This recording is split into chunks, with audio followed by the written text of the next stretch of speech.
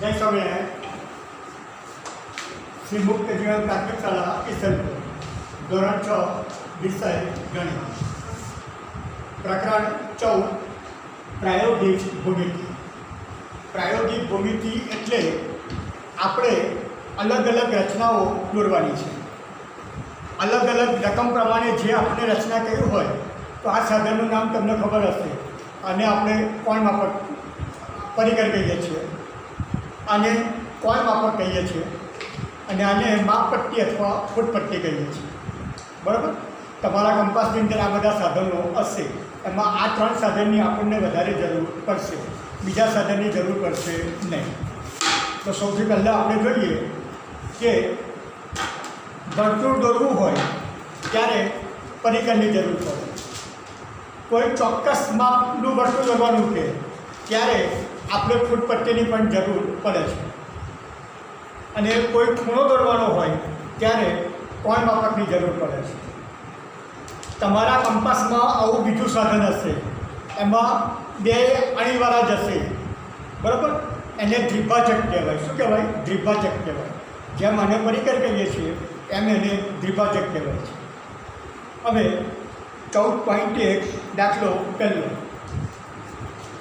3.2 semi ત્રિજ્યાવાળું વર્તુળ દોરો। તો અહીં 3.2 સેમીનું આપણે વર્તુળ દોરવાનું કહેલું છે। તો સૌથી પહેલાં પોઈન્ટ પર 1 ટપકું કરીને કેન્દ્ર આપી દો ઓના। હવે ફૂટપટ્ટી વડે 3.2નું ચોક્કસ માપ લેવાનું છે। તો અહીંયા તમે જોશો કે 0 અહીંયા છે, બરાબર, એટલે 3.2 અહીં આવશે, બરાબર, પણ અહીંયા હું 3.2 લઉં છું તો આટલું વર્તુળ અહીંથી મારે દોરી શકાશે, બરાબર। એટલે અહીંથી આ ભાગ આમ દોરીએ તો આ પ્રમાણે વર્તુળ આવશે।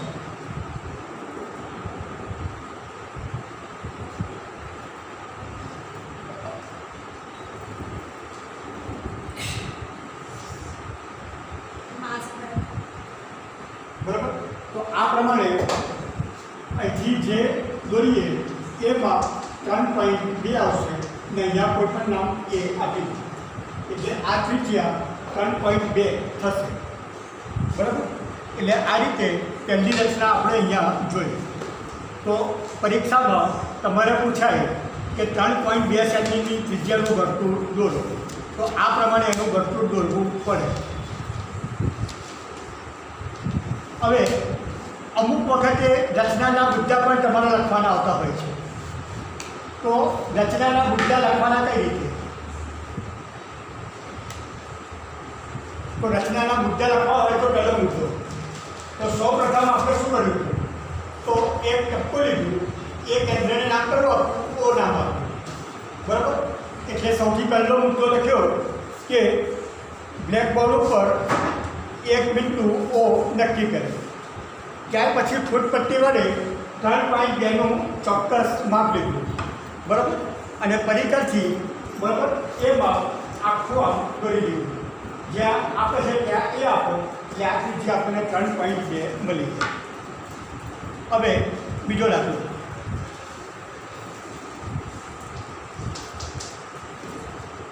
એક જ કેન્દ્ર ઓ લઈને 4 સેમી અને 2.5 સેમી ત્રિજ્યાવાળા 2 વર્તુળ દોરો, બરાબર। તો કેન્દ્ર આપણે એક જ લેવાનું છે, એટલે આ એક જ કેન્દ્ર ઓ લીધું। હવે ત્રિજ્યા કેટલી કઈ છે? 4 સેમીની।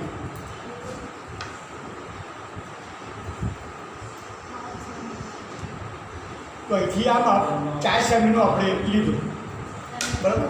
એટલે અહીંથી 4 સેમીનું માપ લઈને વર્તુળ દોરી દેવાનું।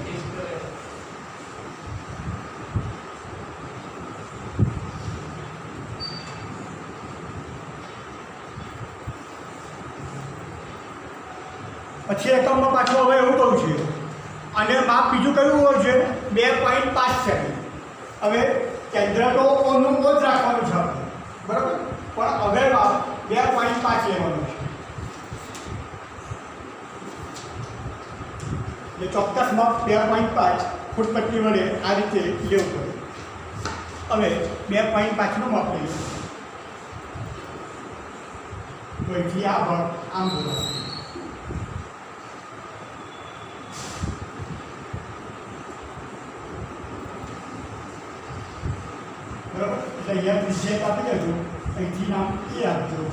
ને અહીંથી આ જે છે ત્યાં બીના માપનું એટલે આ 2.5 સેમી હશે અને આ 4 સેમી હશે.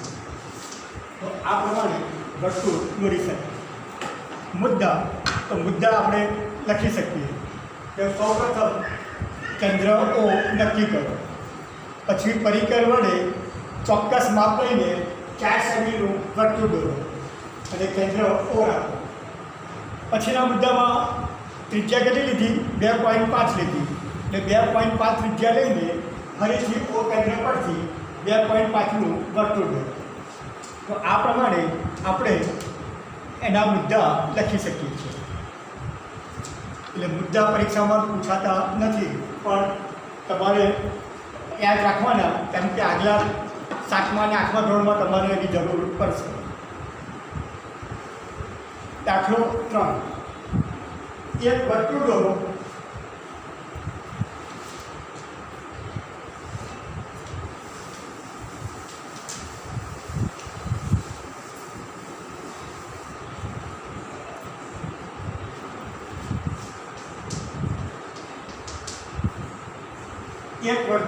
તેના કોઈ પણ 2 વ્યાસ દોરો.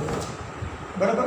એટલે અહીંયા આપણે માપ આપણને કહ્યું નથી ને કોઈ પણ માપનું આપણે વર્તુળ દોરી શકીએ.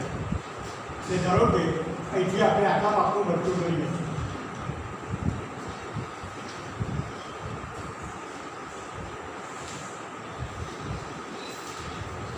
બરાબર?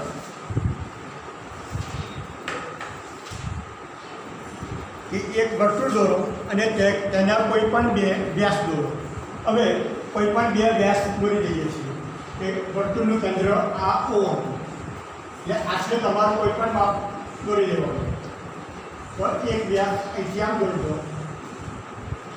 અને આમ આપી દો AB, એટલે બીજો વ્યાસ દોરી દો એને નામ આપી દો CD.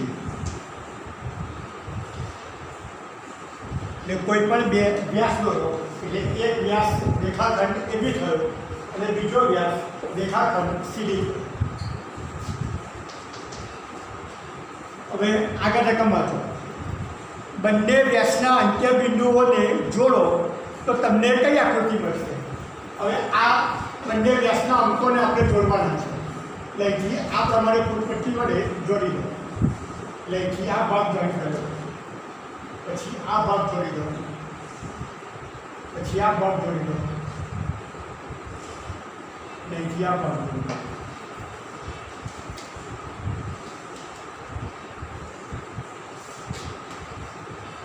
તો કઈ આકૃતિ મળશે? તો અહીંયા તમે આકાર જોશો તો આ આકાર લંબચોરસ આકાર થશે. કયો આકાર થશે? લંબચોરસ. કેમ? તે બંનેની સામસામે બાજુઓ સરખી થશે કે રેખાખંડ EC અને રેખાખંડ DB. આ બંને પણ રેખાખંડ સરખા થશે, રેખાખંડ AE અને રેખાખંડ BC. અને આ બધા તમે ખૂણા માપશો તો બધા જ ખૂણા 90 અંશના થશે. બરાબર? કે ખૂણા માપવા હોય તો તમને કઈ રીતે માપવાના એ જોઈ લઈએ એટલે ખ્યાલ આવે.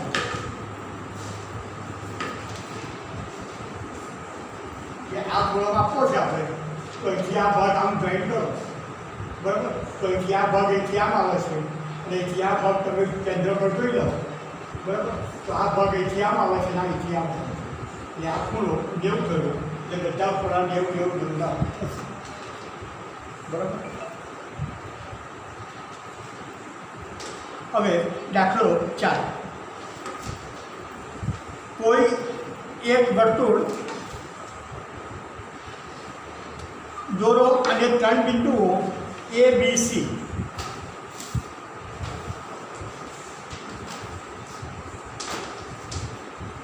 કોઈ એક વર્તુળ દોરતો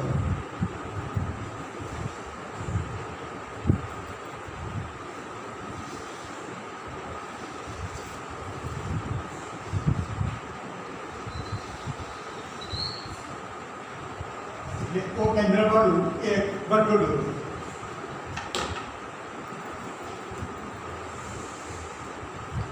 કોઈ પણ એક વર્તુળ દોરો અને 3 બિંદુઓ ABC એવી રીતે દર્શાવો કે જેથી હવે 3 મૂક્યો છે બિંદુ એ વર્તુળ ઉપર હોય.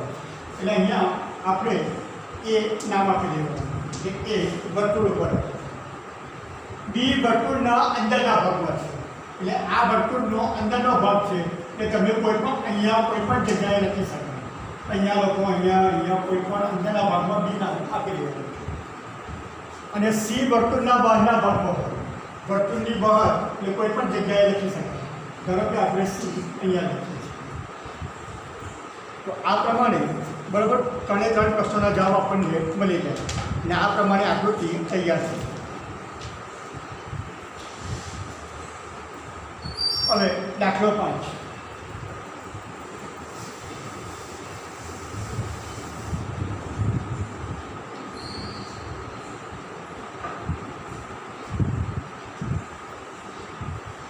એ અને બી કેન્દ્ર હોય તેવા સમાન ત્રિજ્યાવાળા 2 વર્તુળ એવા દોરો કે તેમાંનું દરેક વર્તુળ બીજા વર્તુળના કેન્દ્રમાંથી પસાર થાય. એટલે આપણે ત્રિજ્યા એક સરખી જ રાખવાની ગઈ છે અને કેન્દ્ર કેટલા કયા છે? 2. એટલે ધારો કે આ એક કેન્દ્ર છે એટલે બીજું એક અહીંયા કેન્દ્ર લઈ લઈએ. આ બી કેન્દ્ર છે.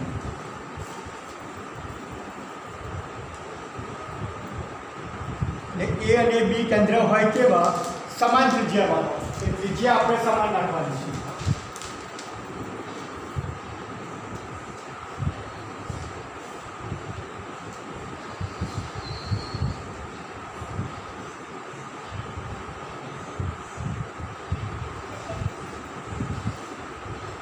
એ જ રીતે અહીંથી બીમાંથી આમ કરતું હોય. ત્રિજ્યામાં કોઈ ફેરફાર કરવાનો નથી. ત્રિજ્યા બંનેની એક સરખી જ છે. બરાબર? એટલે આ પ્રમાણે એ અને બી કેન્દ્રવાળા 2 વર્તુળ દોરી દીધા. તેમાંનું દરેક બીજા વર્તુળના કેન્દ્રમાંથી પસાર થાય. એટલે અહીંયા કેન્દ્રમાંથી પસાર થાય. તે બંનેના છેદબિંદુને સી અને ડી નામ આપો. એટલે અહીંયા સી નામ આપી દો, અહીંયા ડી નામ આપી દો. ને આ બંને ભાગ અહીંયા જોઈન કરજો. ને આ બંનેના કેન્દ્ર પણ જોઈન કરજો.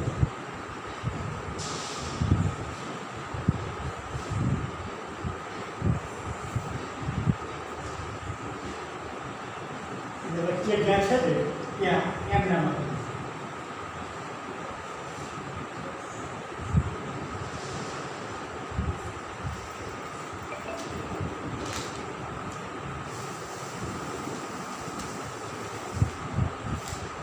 અહીંયા બંનેના કેન્દ્રમાંથી જ કહેલી છે એટલે આકૃતિ હવે આ રીતે દોરવી પડશે.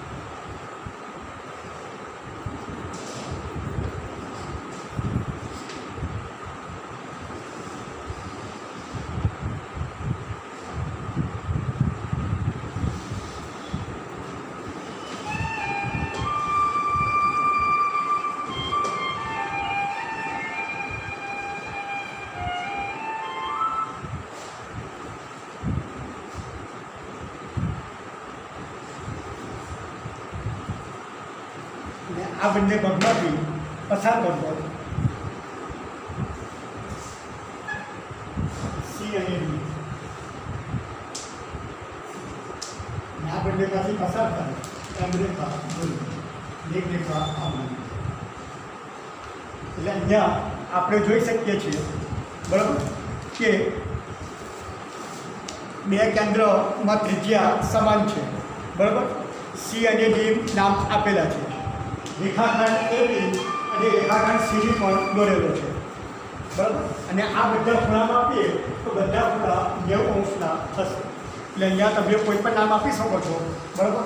દાખલા તરીકે અહીંયા ઓ નામ આપવું હોય તો ઓ નામ આપવું. બરાબર? કોઈ પણ એબીસીડીના ABCDમાંથી 4માંથી કોઈ પણ અક્ષરનું નામ આપી શકાય. તો આ પ્રમાણે આજે આપણે 1 થી 5 દાખલા ભણ્યા. બરાબર? 14.2 પછીના પીરિયડમાં ભણીશું. જય સ્વામિનારાયણ. પાંચે પાંચ દાખલા નોટની અંદર પૂરા કરજો. બરાબર.